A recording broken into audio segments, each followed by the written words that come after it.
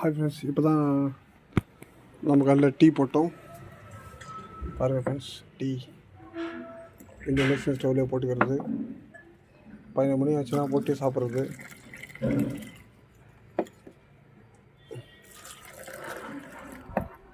காய்கறிலாம் பாருங்கள் ஃப்ரெண்ட்ஸ், இன்றைக்கி சாட்டர்டே கொஞ்சம் பிஸ்னஸ் கொஞ்சம் டல்லு, அதனால் கொஞ்சம் கம்மியாக தான் வாங்கி வந்திருக்கேன். டீ யாருமே இருக்குது. நம்ம இங்கேயே போட்டுக்கிறதுனால காசு மிச்சம். அப்புறமா ஓகே ஃப்ரெண்ட்ஸ், டீ குடிச்சு பார்க்க நல்லா இருக்குது ஃப்ரெண்ட்ஸ்.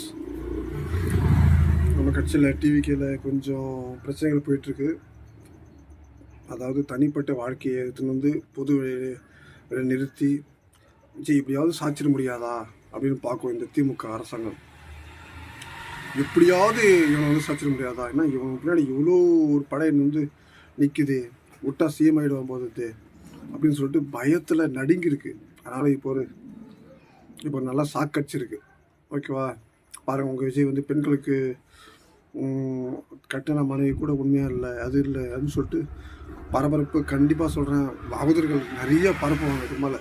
ஆனால் நம்ம தலைவர் எப்படியாப்பட்டவங்கன்னு நம்ம எல்லாருக்குமே தெரியும், மக்களுக்கும் தெரியும். கண்டிப்பாக வந்து இது எந்த விதத்துலையும் அவங்கள பாதிக்காது.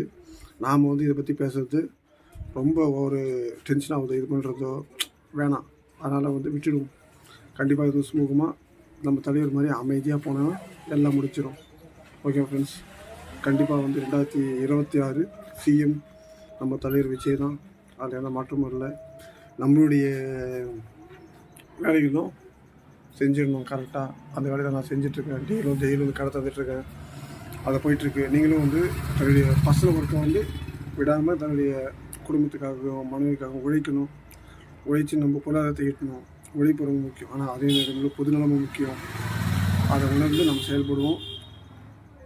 பொதுநலத்தை மட்டும் பார்த்து நம்ம தலைவரை கண்டிப்பாக வந்து எந்த பிரச்சனையும் இல்லாமல் வாழ்வோம். ஓகே ஃப்ரெண்ட்ஸ், பாய்.